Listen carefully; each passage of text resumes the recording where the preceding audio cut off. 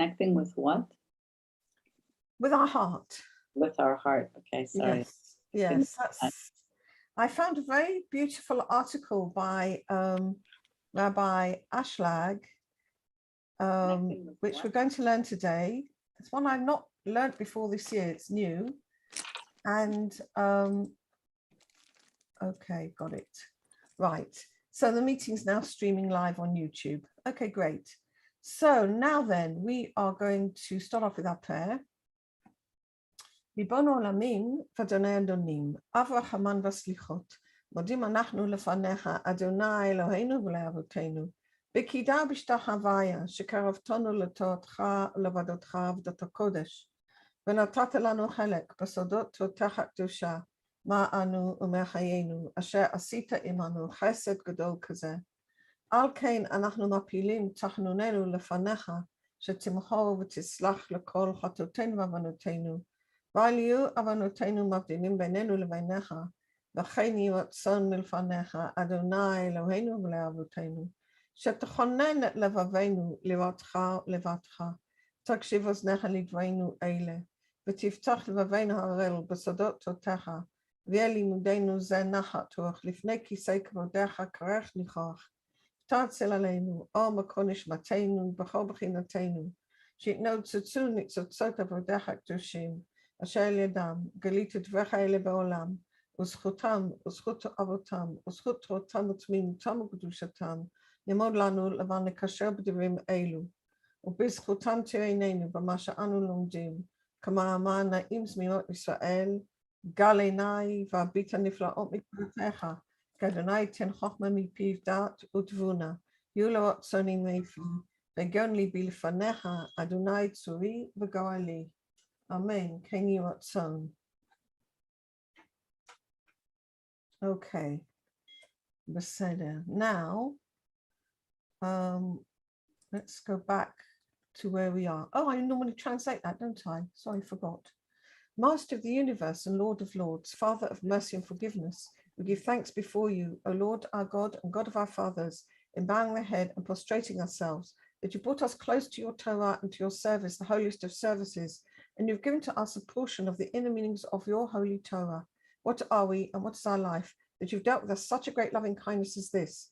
Therefore we lay our supplication before you, that you forgive and pardon all our sins and iniquities, and do not let our iniquities separate us from you. And may it be your will, O Lord our God and God of our fathers, to prepare our hearts to have reverence of you and love of you, and may your ears listen to these our words. Open our uncircumcised heart in the inner meanings of your Torah, and may this our learning give pleasure before the throne.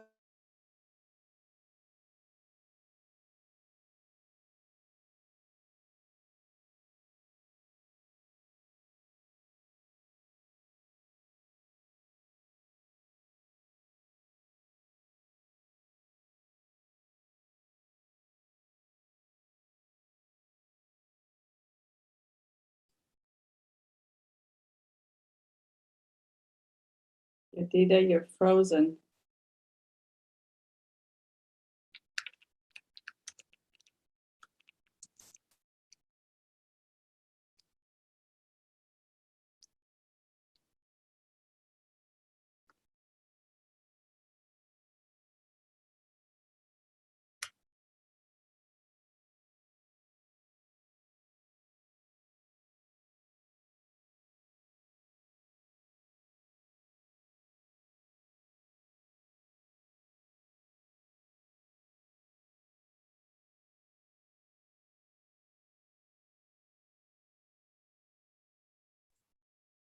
Are you guys all there? I don't know what happened. You froze. I froze. Okay. Yeah, it sort of went funny for a bit. But okay, I'm glad I'm still here. All right. Okay, let's hope that it doesn't happen again. Okay. Oh, Lauren's coming in. That's nice. Hi, Lauren. All right. And Devorah's here. That's very nice. All right. So we're going to move on to the work that we want to do, which is an article which was given to Rabbi Ashlag, by Rabbi Ashlag, sorry. It wasn't, he didn't write it down. It was an old teaching that he gave. Okay. And it's exactly at this time of the year. okay? And it's called preparation for the prayers on the high holy days. And so we're going to look at that first, and then we're going to look at some of the prayers from this perspective, if we've got time. Lavin Mashamavwa B'Shulchan Aruch. Can you see that? Did I show it right? No, you're not I sharing. didn't. Sorry. Thank you. I forgot. Right. Thank you. Okay. All right. So to understand what is explained in the Shulchan Aruch, the Shulchan Aruch is the accepted body of Jewish law, okay, which gives out the laws by which we function. Okay, so the rule is that a person needs to go over and get himself interested in and revise the prayers of the high holy days before he gets there, so that when he comes to the moment of prayer, then he already understands why he's saying the prayer he's saying. Okay, now obviously one can look at that from the external perspective, and one can look at it from an inner view. Now, the external perspective is fairly straightforward. Since we only say these prayers once a year, most people don't remember them and might need to go over them or look at them and see if they can understand them. And also because they're difficult. I mean, they've got their words that we don't understand, and they're also long and quite complicated. So from an external perspective, there's a very reasonable suggestion. But Rabbi Ashlag goes into it from a different angle. And he says the issue is that prayer needs to come from our heart. It is sod avodat shebelev. It is the inner meaning of the work of our heart. In other words, our heart has to agree with what we're saying with our mouth. Okay? Because if we're not in tune with ourselves, that would be like deceiving. Like we're saying one thing, but in our heart we mean something else. Okay, so that would be a type of deceit. So therefore, in the month of Elul, a person needs to accustom himself actually with a very great work. And the most important aspect is that he's able to say, write us in the book of life and mean it. Okay, so at the moment when he says, write us for the book of life, we've got to actually mean it so that we won't be like some sort of, somebody who's giving flattery. But our mouth and our heart need to be in tune, because although a person sees with his eyes, God sees with his heart, into the heart. God sees into the heart. That's from Shmuel, the book of Samuel. So we need to look at this. What is Rabbi Ashlag saying here? I mean, is there a possibility that somebody could say, write us in the book of life and not mean it? So what exactly is meant, and why would there be a possibility for somebody not to mean it? Okay, it's a very interesting question. So Rabbi Ashlag says, what does writing us in the book of life mean? When a person calls out to God, write us in the book of life, what does it mean? It means that life means that he wants to be united with the source of all life. And how can we be in dveikut with God? How can we be united with God? Hadbeik b'midotav, to be unite with his qualities, just to see is compassionate and loving and merciful. So we need to be compassionate and loving and merciful. Just as he's only giving and not receiving, we also need to be primarily givers and only receive for ourselves what's necessary and not receive benefit for ourselves at all. Okay, extras. Right. So when we say write us in the book of life, which really means the life is to be united with the life of all lives. In other words, that a person needs to want to serve God only for the sake, only through unconditional giving to each other, unconditional giving to our fellow, unconditional giving to God. And all thoughts of selfish love need to be completely nullified. So Rabbi Ashlag points out something very realistic, that when a person says this, all right,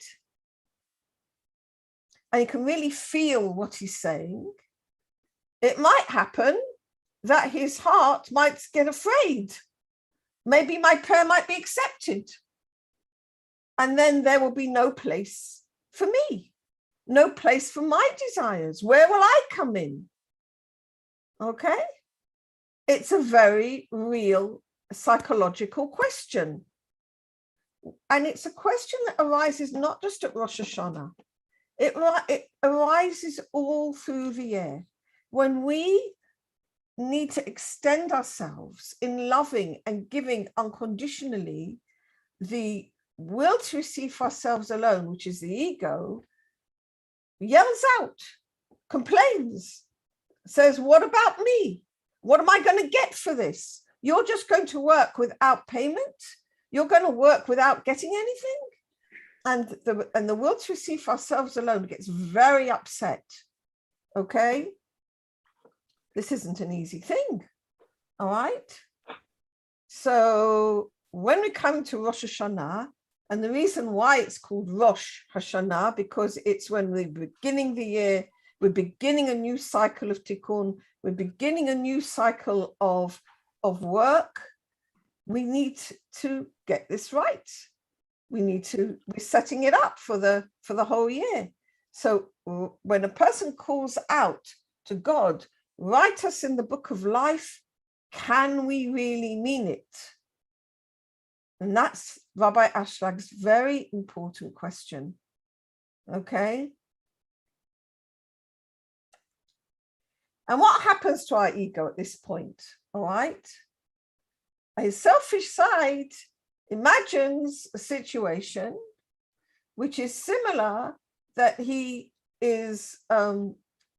imagines for himself that he's going to let go of all enjoyment of this world.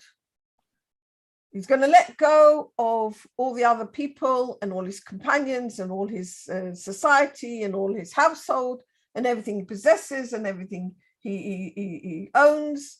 And it's as if he imagines for himself a desert. That it's an imagination, it's not real, okay, but it's an imagination. It describes for himself that it's going to be so lacking enjoyment, it'd be like going into a wilderness where there's no life, only bad animals, and nobody will know anything about him and his reality. And it appears in his thought as if he's losing his world in one moment. And he feels as if he's losing a world filled with enjoyment. And it takes upon himself like a death from this world. And he feels at this moment that he's letting go of everything he knows when he imagines this type of imagining. Now, it might sound a little exaggerated, the way Rabbi Ashlag is describing it, but if you've ever actually experienced it, it isn't an exaggeration at all. It really feels like that. Because what's actually happening, we grew up, all of us, no matter where we come from or what culture we live in or what our background is, doesn't matter whether we're religious or secular or Western or Eastern, it doesn't matter. It's all the same for the whole of the world. We all grow up with the ego first. That's what grows in us first, okay? That's what we know, that's what grows in us from the time we're born.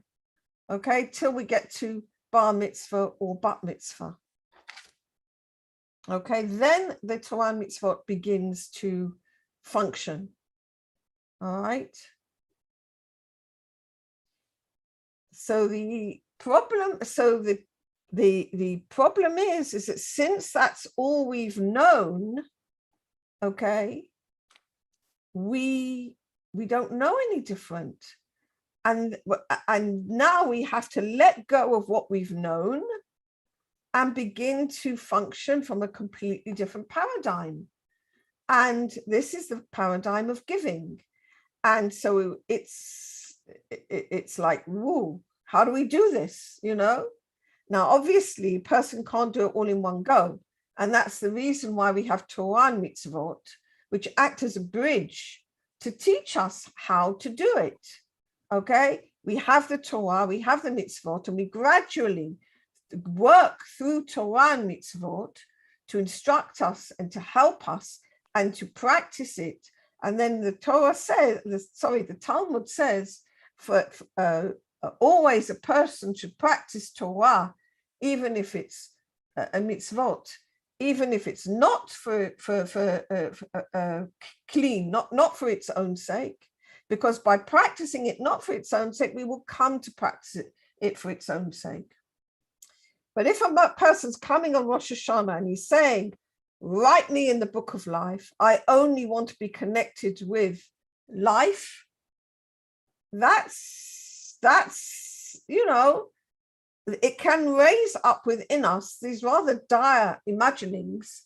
Okay, well, what, you know, which is like the ego saying, what about me? And there are times, and sometimes when we open ourselves to these fears and frightening thoughts about what about me, what's going to happen to me, then the framework of uncleanness, which is society we live in, other people, whatever, can add kerosene to the flames. All right. Now, why do I say society? Because in general, society runs on the ego. That's why he says, I'm going to lose this world, death from this world. What is this world? The consciousness of the ego. All right. That's the general consciousness of the world around us. All right. So just by being in the world, being aware, you know, open to media, etc., this is going to give us these black colors. And then the body, because we're made up of two elements, the soul and the body. The soul wants, write me in the book of life, but the body, which is the ego, kicks at this prayer. And we find that in that circumstance where you've got two halves of yourself, and one saying yes to the prayer and the other one saying no to the prayer, it's impossible that a prayer like that can be accepted, okay? Because it's not wholehearted. Because a person himself in his heart doesn't really want his prayer to be accepted, okay? Now this is really quite powerful problem, isn't it? And therefore, we need preparation for prayer. So a person should habituate himself to the prayer, that his mouth and his heart should be in one line, should be together, that we agree with what we're saying. Okay? Call out if there's any questions. Now, how can we come to the place that our heart will agree? Okay, that we will agree to us. Now, when we're saying with our mouths, write us in the book of life, but our heart, which might be our desire, how do we get that to agree? How do we get that? So he says through hergel, through trying, through practice, okay? By working on it, okay? Like I said earlier, you can't get there all in one go, but we can certainly think about it, practice it, think about this idea, We've still got time before Rosh Hashanah, okay?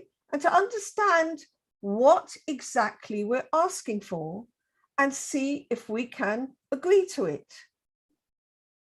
And to understand that aspect of receiving for ourselves alone is called separation. And the most important aspect is clinging to the life of all lives, which is the inner meaning of giving unconditionally. Because God is giving unconditionally, so we need to give unconditionally too. And now he brings up another topic, okay? And this is the topic of the Malchut, all right? The Malchut, I want to spend a little time looking at the three aspects of Malchuyot, Zichronot, and Shofarot, which are the three main aspects of the Musaf Amida of Rosh Hashanah, okay?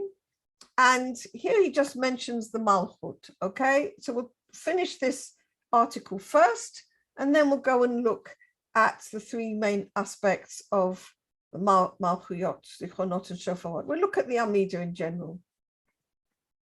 So we need to try that our work in Malchut, you know what?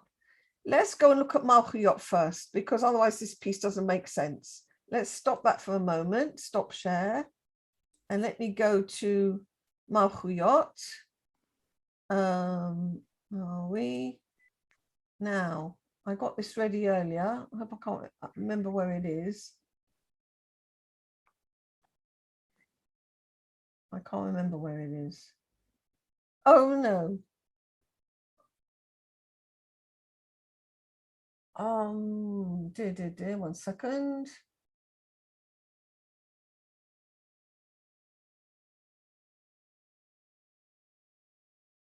Found it. Okay, sorry. All right, so let me, oh, that's right. Now I have to share the screen. That's it. Okay, right, share. Okay, now let's get rid of that in the middle. Okay, now you should be able to see a page which has got the prayers of Rosh Hashanah. Now here we actually got the Musaf Amida of Rosh Hashanah. The beginning is the same as the one we say in the morning. This is the additional prayer on Rosh Hashanah. The beginning is the same, okay? But the Musaf one is special. It's got these sort of like the essence of the festival in it. It's actually usually women are not obliged for the Musaf Amida, but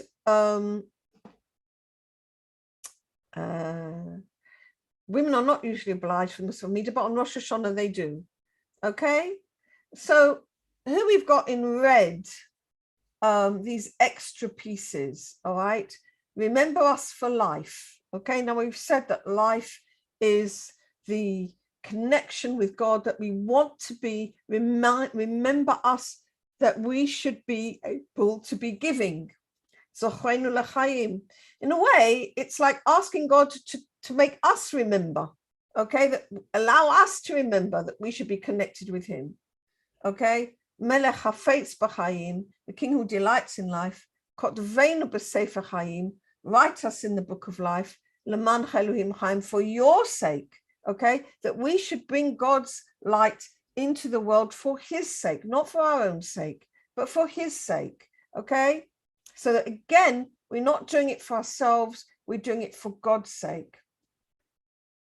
Okay, now that was just one of them. We looked at in a different, we'll go back to that if we have time. I want to go here now to the Malchuyot. Here you can see you've got Malchuyot, and later on you've got Zichronot, and you've got Shofarot. Okay, these are the three main sections of the Musaf Amida of Rosh Hashanah. Now, they consist of verses from the Torah, and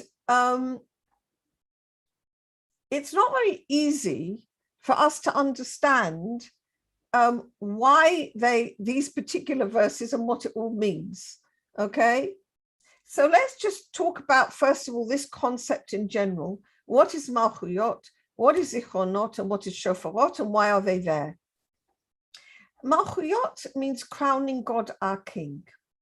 And Rabbi Ashlag teaches us that we need to make God our King. In other words, that he's going to be our guide and govern us. Like we're going to make our decisions according to his rule, even when we are in the darkness, even when we can't see his light, even when we're feeling miserable, even when things are happening in the world which are difficult. And I think all of us are in that situation right now.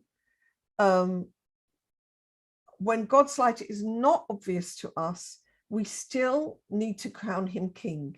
And that's what Malchuyot is about. First of all, we operate on, this is called the right-hand line, okay? We're operating in faith that no matter what the situation is in our personal life or in our communal life or in our life in the country, we need to believe that God rules the world, that he is the one who's conducting the world, and that ultimately everything that is happening is for the good. And it's a very difficult thing because it's not easy. And we need to serve him from that place, no matter what it feels like. Okay? So that is the idea of Malchuyot, of having faith in God. All right? No matter what it's like. Then we come to Zichronot. If we're able to serve God in faith, then Rabbi Ashlag says, then God reveals more of his light to us. In other words, he lets the tzimtzum, the concealment, lift a bit, okay? And we begin to see more of his light. Now, that's a wonderful thing, okay? But at the same time, it can also be a dangerous thing, because the moment we begin to see his light, our will to receive for ourselves alone wants to grab it. And it wants to say, whoop, yo, terrific, let's have the light. Because the will to receive for itself alone actually operates more in the spiritual, even than it does in the physical. It wants the light, okay? So when the light starts to be a bit revealed, okay, that's actually quite a problematic time. And so therefore we have to remember to be like Yitzchak Avinu, okay, like Isaac our father. Malchuyot, just having simple faith, is more like Abraham. Zichronot is actually more like Yitzchak. And Yitzchak had the vessels of receiving the light, and through the Akedah, the binding of Yitzchak, he did not use them, and he taught how to give back, okay? So the Zichronot is like when the light begins to come, again, we have to say, God, I don't want it to be for me. I want it only for your honor. I only want to do your will. I don't want to receive. I want only to give. So here, the light is more present in the world, but we have to remember not to use it. And that's actually quite a difficult thing, because we've been, when there's no light present, then the will to receive, what's it going to do anyhow? Okay? The only way to connect with God in Malchuyot, when there's no light, is to connect with faith. But in Zichronot, when the light is now more present, we have to be more careful. We have to be very careful not to take it for ourselves. That's the work of Yitzchak. It's called the work of the left-hand line. And Shofarot is Jacob is the middle line. And that brings through, when we've done Malchuyot and we've done Zichronot, then we can bring through the middle line. The middle line is the work of the Gemara Tikkun, is the end of the Tikkun, when God's light will be revealed to the world, okay, as it was on Mount Sinai, when his majesty, his Torah, everything is revealed, his glory is revealed to all mankind, and all will know that he is God, okay? And the shofar, and this is the will to receive only for the sake of giving, it's the combination of the right-hand side and the left-hand side, and it brings through to the middle line, okay? So this is what shofarot is about. So we have Malchuyot, Zichronot, and shofarot, okay? And this is what the prayers here are about, okay? In the Musaf Amida of Rosh Hashanah. Oh, there's something in the chat. 1 second, let's have a look.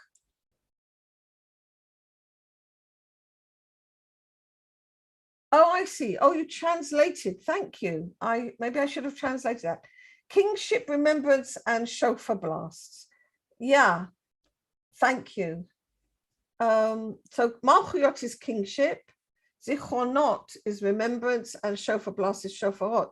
So yeah, the Malchuyot is crowning God our King in whatever circumstance. Remembrance is when God releases some of the hiddenness, and we are able to see the light of God more clearly. We have to remember not to use it for ourselves alone. And shofar is the bringing forth of the compassion of God into the world for all to see. Okay? Wonderful. Thank you, Nicole. All right. Now, in between these sections, we have the blowing of the shofar. I'm just trying to find it. Here we go. Tekiah, Shvarim, Torah, and Tekiah. And these are different states of consciousness. I've never really understood them.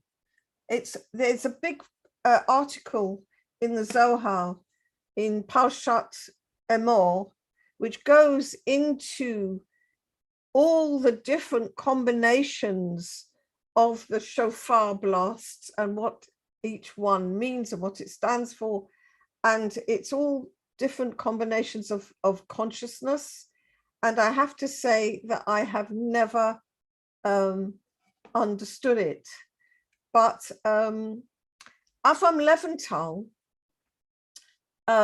he's also a student of Rabbi Ashlag, who lives here in Sfat.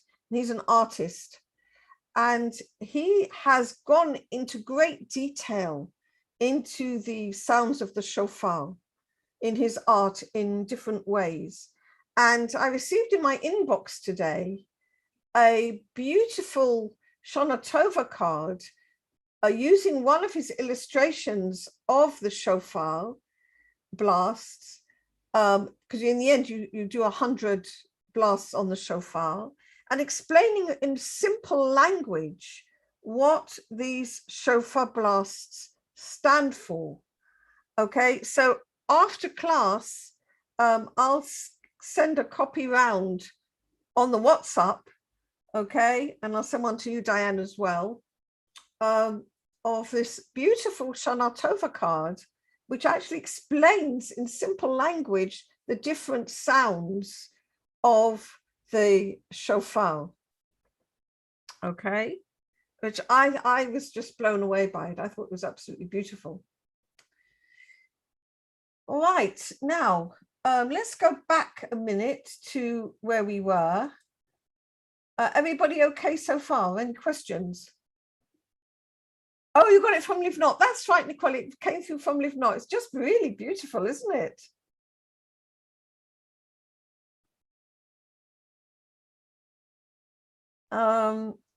Yes, it was really nice. It's And I really, remember you mentioned it last week as well, that you did some sort of art. yeah, that's right. Or 2 weeks ago, I remember you talking about some sort of art and the sounds made visible or something.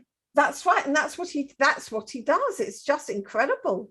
It's absolutely incredible. He's got different representations of the shofar sounds on his in his gallery, and it's just incredible. One of them is he's actually sort of blown the shofar recording sort of electronic waveforms. Other ones he's got, you know, represent different triangles.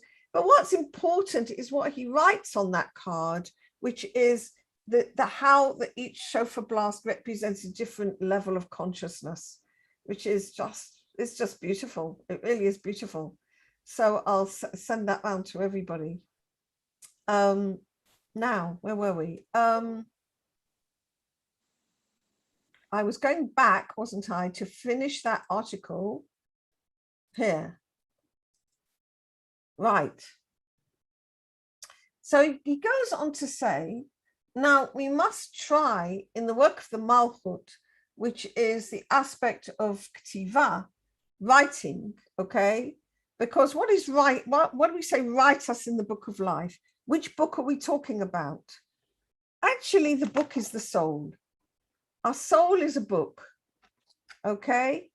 That's what the book is. That's the book, that our soul is a book. And we want to try that the work of the Malchut, which is the writing, which is the aspect of ink and darkness, okay, should actually be making vessels, all right, for the light of God. So what does it mean here? When we look at a page, all right, let's say this page of Torah here that we've got on the screen, all right, he says that the vessels are the letters. Make it a bit bigger, make it a bit more real. Okay, so the letters, for example, are black ink, okay, which is in fact is the absence of light, and the white is the light, okay. But if it were not for these absences of light, I would not know what the white is saying. So we have to know that the times when the light is absent from our life, which is when it's darkness and ink, if you like, are times which give us the vessels with which to receive the light in the right way. And this is why he says that the Malchut, which is the aspect of writing, which is ink and blackness, we need to accept it like that. That we should not want that our work should only be from the perspective of white and knowledge. All right. In other words, that we should want to serve God also in the time of darkness, and not want to serve God just when everything is shining for us. Okay. And only then would be prepared to obey the Torah and mitzvot. But we need to do Torah and mitzvot without conditions, whether in time of white or in time of dark. It's got to be the same. That in all aspects, a person needs to listen and obey the pekudot, the rules of Torah and mitzvot. Okay, in all circumstances, and that's not an easy thing to commit to. Okay, and this is why Rabbi Ashlag brought this up in, I think, this very beautiful article, to point out to us what we're actually praying for, and to think about, can I really mean it? Okay, right. So that's actually Okay, we've done that. So that's actually what he's saying. Now, any questions or discussion or anything? I have a statement to make. I don't know if it's a question, but the way I get this is we should be looking at this as we are doing it for him and not for us. Yes. So, because if I'm honoring God in the light and in the dark, then it's irrelevant what situation I'm in. I'm honoring him because he deserves it, because he is God. So I think it's just we all get, because of our ego, I'm assuming, we all get self-focused. It's like, I am honoring God because I want to honor God, instead of I'm honoring God because he deserves it. That's right, Diane. That's absolutely right. That's absolutely right. And yeah, we've got to be realistic that who we are and what we've got inside of ourselves. And this is like a very, very powerful thing. Okay, now let's just, what was I going to do apart from this? We've got, I wasn't actually clear that we'd have any time left over. We've got another quarter of an hour. So question is, there's different things we can do at this point.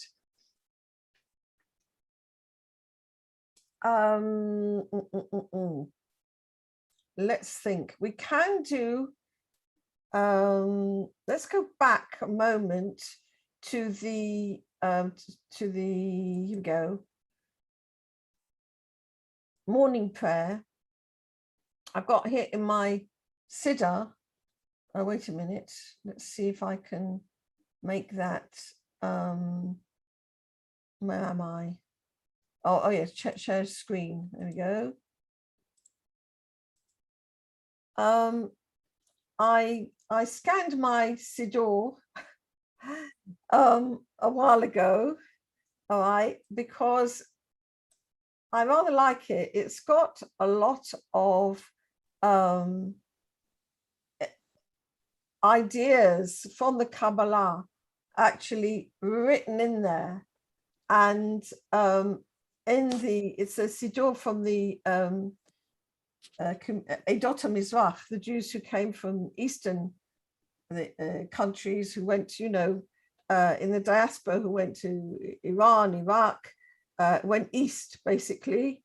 The Ashkenazi tradition doesn't have Kabbalah in it. I mean, it does actually. It's all Kabbalah, but the Sephardi tradition has it more openly, and I find it a little easier to understand. Now, here in the Amidah, let's just have a look. We looked at Zochenu L'chaim, Melech HaFetz B'chaim, Kotvenu B'Sefer Chaim, L'manach Elohim B'chaim. Here it's really what Diane just said. Remember us for life, O King who delights in life. Write us in the book of life for your sake, O God of life. Okay, so what you said was exactly right. Okay. The next one, which we add in, is here. I think, who is like you, O Father of mercy, who remembers his created beings in mercy for life. You are faithful to revive the dead. Let's just look at the moment at this idea of the book of life and the book of death. Okay. Rabbi Ashlag takes a totally different view of life and death than what it's customary to think about. Most people who read these prayers think about that if you're a good person, God wants you to live. And if you're a bad person, then, God forbid, anything could happen. All right. That's what it seems to us to say. But that's not, in fact, what Rabbi Ashlag is what the prayers really mean. We have within ourselves two aspects. We have the desire to do good, and we also have the desire to do bad. We all have it, okay? Will to receive for ourselves alone, or you call it the Yetzer Hara, or you can call it whatever you want to call it. There's loads of terms for it, our egoism, whatever. Okay, so the idea is that when we, it says, tzadikim alta l'chaim, that the righteous go straight for life, and the rishaim alta limita, and the wicked straight for death. How can I sign up for that? I can't sign up for asking for any part of me to die, can I? But maybe I can. Do I really want my will to receive for myself alone, my egoism, the selfish love to carry on in the next year? Do I really want to carry on in the same way? So this idea of the book of life and the book of death is not talking about physical life and physical death. It's talking about connection with God. And those parts of myself which are not connected with God, it's much better for me to let them go. And that's what it means. The book of, like, who shall live and who shall die, that idea. I want my positive side to live and my negative side to die off. All right, not for me not to use it. Now, it doesn't mean to say my will to receive, my ego can die completely. It can't, and it shouldn't. Why not? Because ultimately it needs to be resurrected at the time of redemption, so I can use it only for the sake of giving, okay, which is the will to receive for the sake of giving. But in the meantime, when I'm not there yet, I need to focus on the will to give, okay, and let go of my will to receive, all right? And that's what it means. So this idea of many Jews have a sort of inner image of God sitting on some throne up there in the sky with two books or something. And no, that's not what it is. It's all within ourselves, okay? And we want to, yes, give life to our soul, give life to our consciousness, give life to our side which wants Torah and mitzvot. And we want to let go in the year to come of our will to receive for ourselves alone. And it's not easy, okay? But we want to let it go. When I say let it go, not use it. It doesn't mean to say that it will be lost. It will still be there. But when we pick it up again and bring it under the influence of the will to give, that will be its rectification, that we will only be able to receive only for the sake of giving. Okay, so this is why it says that ultimately you are faithful to revive the dead. You'll bring it back to life. I don't need to worry about it. When I'm ready, then you can take those pieces of myself, which is my ego, my will to receive for myself alone, and you'll be able to bring them back and join them with life. Okay? Everybody got that? Is that okay? Yes. Terrific. Oh, that's really good. All right. Now, I spent some time on one shiur last week, but I can't remember who it was with particularly. I think Diane was there. Looking at these special words, uvachein. Okay. This is, again, appears in both the shacharit, in the morning Amidah, and in the afternoon Amidah, and sorry, in the well, actually in the afternoon as well, obviously, and in the Musaf Amidah. We've actually got here 4 times we have paragraphs which say uvachein. Okay, again, and we don't have this at any other time of the year, only at Rosh Hashanah and Yom Kippur. And why is that? And that is because we are dealing with tshuva. We're dealing with the 10 days of penitence and 10 days of tshuva. And what is tshuva? Tshuva is restoring the malchut to the love between God and the people of Israel and the soul, just as it was before everything got spoilt by the sin of the golden calf. It's restoring the malchut to the connection with the other letters of the name of God. It's the restoration of the malchut. So in order for the restoration of the malchut to happen, we actually need the light of redemption, okay? And this word, v'chein, contains within it, if you look at it, it actually is the gematria. It's what it says here in Hebrew. It's got the gematria of 72, 50, 20, and 2. Forget the vav, okay? We've got a 72 here.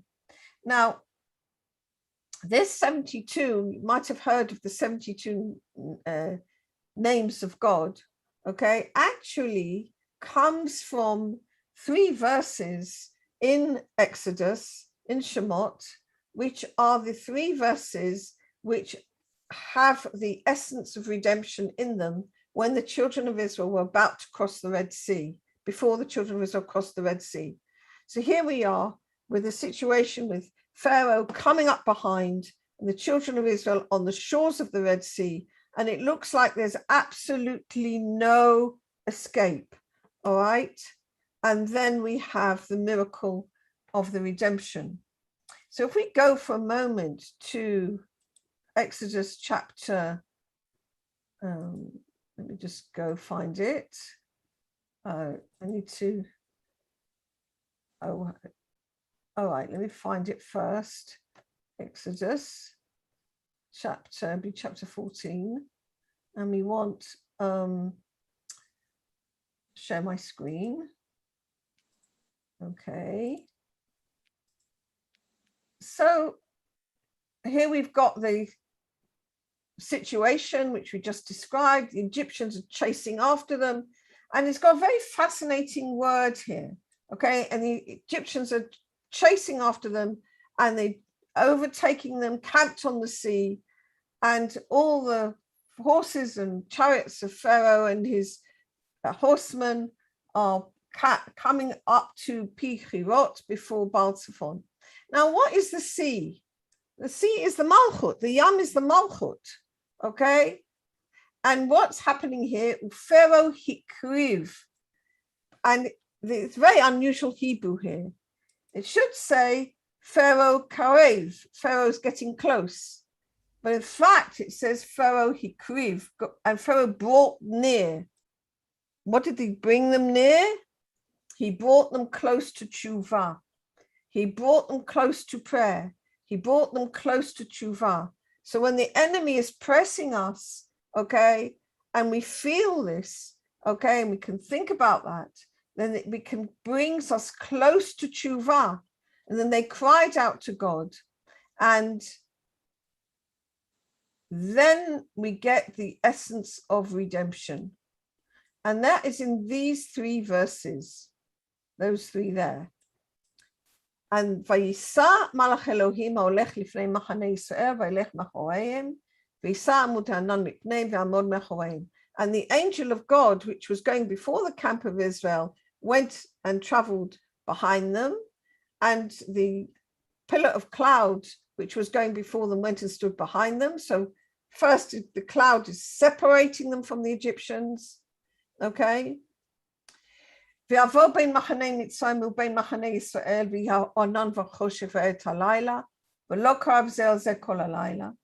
And it came between the camp of the Egyptians and between the camp of Israel, and there was cloud and there was darkness, but it lit up the night. And here there is a connotation of the light being present, okay? Like we said, the middle one is the one of Yitzhak, where Zichronot, where the light of God is beginning to shine, okay, at this point. V'lo kav ze al ze kol halayla, but they didn't come near to each other all through the night. Vayet Moshe et yado al hayam, and Moses stretched out his hand over the sea. And God led the sea with the east wind all through the night. And he made the sea into dry land, and the waters divided. Okay, and this again is this idea of the right hand side, the left hand side, and the middle line. And the rabbis noticed that these 3 verses all have 72 letters. And these are the verses of redemption, the great light of redemption. So how do you get the 72 letter name of God, the 72 names of God? Take the first letter of the first verse, the last letter of the second verse, and the third letter of the first letter of the third verse, and they join together, and that makes one of the 72 names. And then you do it the second letter, and that one, going backwards for the second one, and that one, okay? And you actually get 72 letter name of God. So you've got the 3 verses and the names. So if we go back a moment to where we were, back in our Machzor, which chapter was that you were reading from? Exodus chapter 14. Okay, thank you. Okay. So here we have that the 72 letter name of God is hinted at here in the Tefillah. It's just amazing. It means that the great light of God is present and is there to help us, bringing us the light of Tshuva. So we have the first one is the first verse is V'yisa, and that's for Abraham, who sanctified the name of God for Israel, for the world. May your name, O Lord our God, be sanctified over Israel, your people. Okay. Then we have Yitzchak, the second verse, which is the verse V'yavo. And here, give your all, O Lord our God, on your work. In other words, let us be wary of using your light.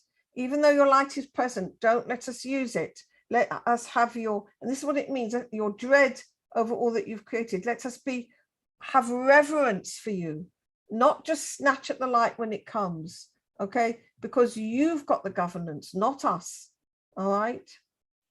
And then the third one is the middle line, okay? Give glory to your people, praise to those who fear you. It's difficult to understand from the literal translation, and a good hope to those who seek for you. Joy to your land, gladness to your city. These are all inner aspects, and bring forth the redemption, which is the Ben Yishai, the son of David, Mashiach, your Messiah.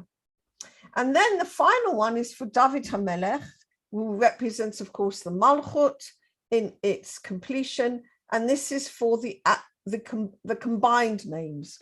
So you've got the first verse, the second verse, and the third verse that we looked at. And then how I showed you how they actually combine to make 72 names.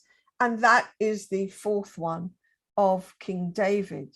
And this is what it says, that the wickedness the righteous shall see and be glad, and the honest will rejoice, the pious ones will jubilate, and wickedness will completely shut her mouth, and all wickedness will disappear like smoke when you take away the governance of arrogance from the land.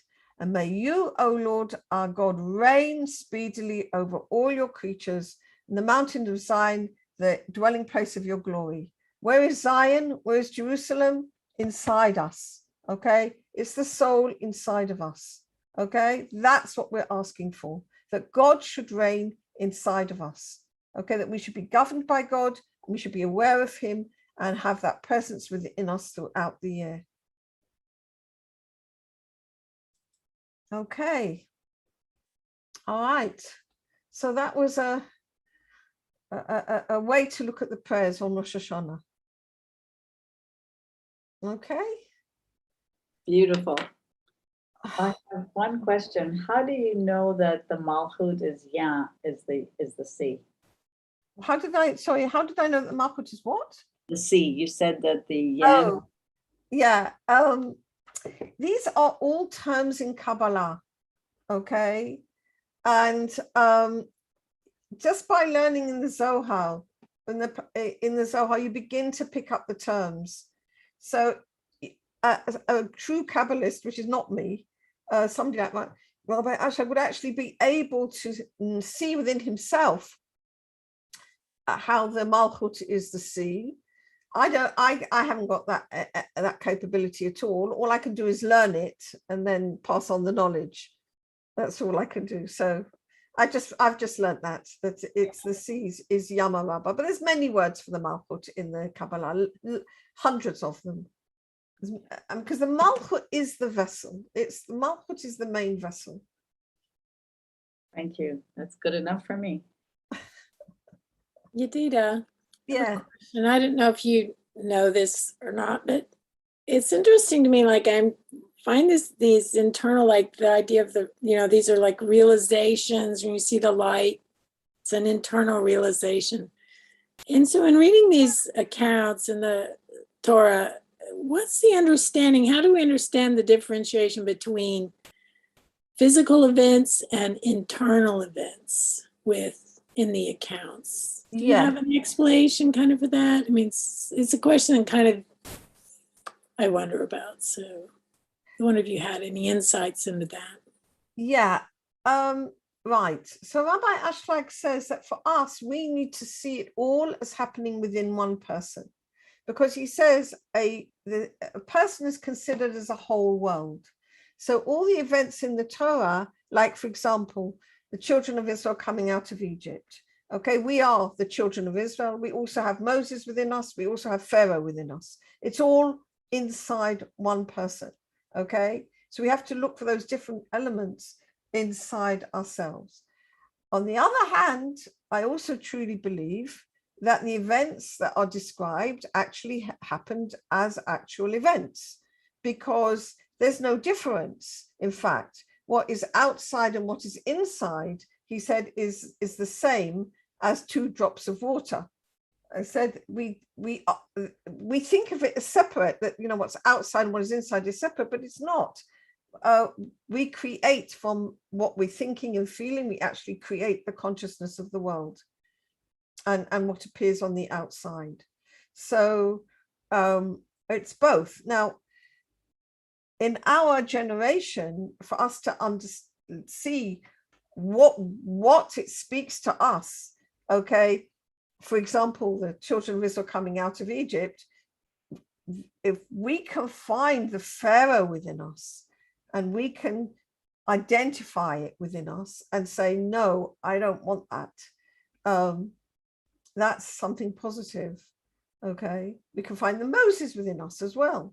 We can identify with what's actually happening.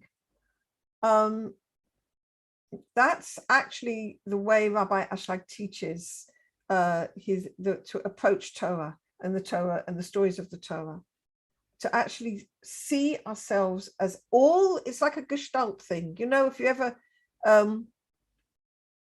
I once went to some psychotherapy, which actually was very helpful, with a woman who did that method. And what it is like, if you have a dream, for example, then all the different elements in the dream, whatever they are you. And then you sort of give each one a voice, okay? And it's very insightful. And that's actually very similar to the way Rav Ashlag looks at Torah and the Torah stories. But also, I believe that they also happened in reality. But we don't look at Torah as a historical document. We look at it as a living a guide to consciousness and our relationship with God. Does that help? Yes, it's a good. I mean, it's good. But I think for me, sometimes when I think about this, I wonder, what are we seeing when we? Because there's a collective historical communal event we're describing here, and how, it's like how much when it's being described to us, their internal realizations about things, and how much were they actually encountering. And commonly we can see this happening with our eyes, kind of thing. It's just I just wondered, I understand the internal for all of us today, but it makes me wonder, well, are we seeing are we having described to us what they internally experienced in sort of symbolic, a lot of symbolic language, but also, there's kind of this fuzzy line. It seems to weave back and forth between internal realizations and physical events. That's what I was just wondering, what insights we had. So I guess. I think we don't understand the greatness and purity of previous generations. We simply don't understand it. In Tapestry for the Soul, in one of the last chapters, I think it must be about chapter 16 or chapter 17, he describes how the souls incarnate in the world, and the purest souls incarnate first. And as the world develops, we come to the grossest and lowliest of the souls, okay, at the last. And that is where we are. We have very little purity of the soul, in fact. And the previous generations, we're talking about the time of the Tanakh, they were so connected with God. They were so connected with God that their consciousness was so high. We have no understanding of it at all. It's beyond us, and that's why we don't really understand, all their complaints in the, in the going through the wilderness. We don't really understand, they were very, very, very high stature. We don't understand the meaning of the various shortcomings and sins or whatever that they were doing. We've got no real understanding of it. But I believe that they were acting in actual actions, because their consciousness and their actions were so unified. It's a totally different level of soul completely. We are the lowest of all the souls. Well, even today you have Rabbeim who can understand the historical events going on around us, and they see much more in it than we do. So they have a different understanding. Who sees more in it? I'm sorry. Some Rabbeim really they understand historical events going on in a way most of us don't. They can see much more significance in me. Definitely. Yeah, definitely. And, they're not, so they're going through these same events, but they're seeing them differently, and they explain them differently than you would than say just a regular person would encounter them. Definitely. So I kind of think that some of what we're seeing in these accounts, that they understood the historical events in a higher way than the significance. And that's expressed in the Torah. Yeah. Yes. That makes sense. Definitely. The higher the soul, the way you see things is different. Definitely. No question. Yeah, absolutely. Yeah, lovely. Okay, great. Yeah. You're welcome. Any other questions? No?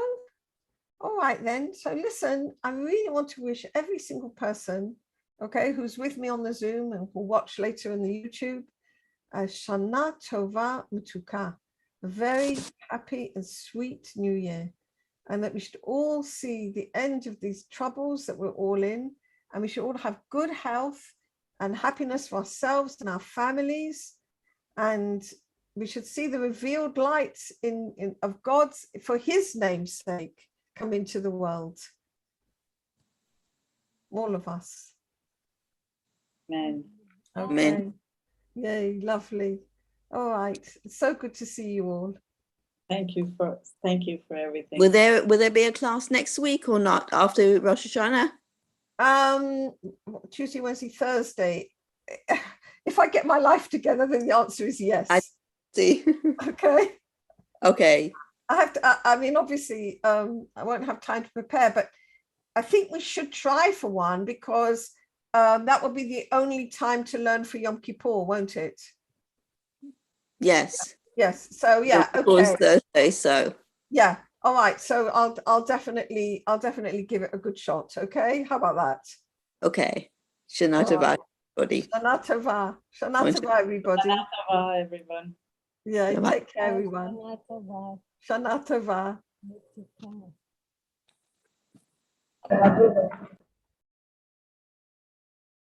Oh, Lauren. Wait a minute. I can see you too. Shana Tova.